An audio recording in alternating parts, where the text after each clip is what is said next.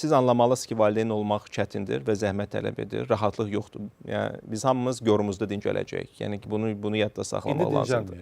Biz dincəlmək çox təhlükəli bir ideyadır öz-özlüyündə.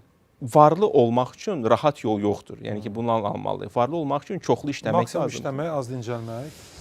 İndi yenə linç edəcəklər bizi. Hamı yaşamaq istəyir, bir dəfə yaşayır. Ona görə siz danışın.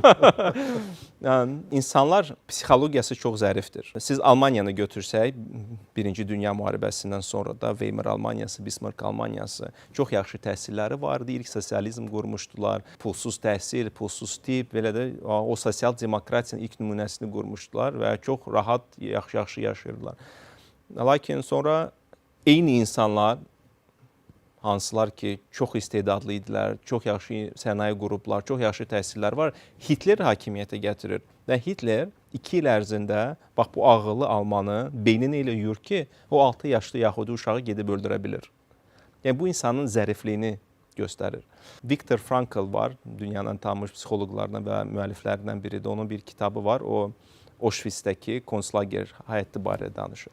Və orada insan psixikasının necə zərif olduğunu öz kitabında göstərir. İnsan hər şey öyrəşir. Həm çətinliyə, həm də rahatlığa. Hara aparsan, bu kainat tərəfindən ona verilmiş bir bacarıqdır, super gücdür, əslində adaptasiya bacarığı. Darwin də onu demişdi ki, biz çoxumuz səhv yozuruq onu ki, Darwinin nəzəriyyəsinə görə ən güclüsü sağ qalır. Darwin nəzəriyyəsi o güclü sözü deyildi. Ən tez adaptasiya olunan sağ qalır. O fərq çox vacibdir. Çox tez insan çox tez adaptasiya olunandır.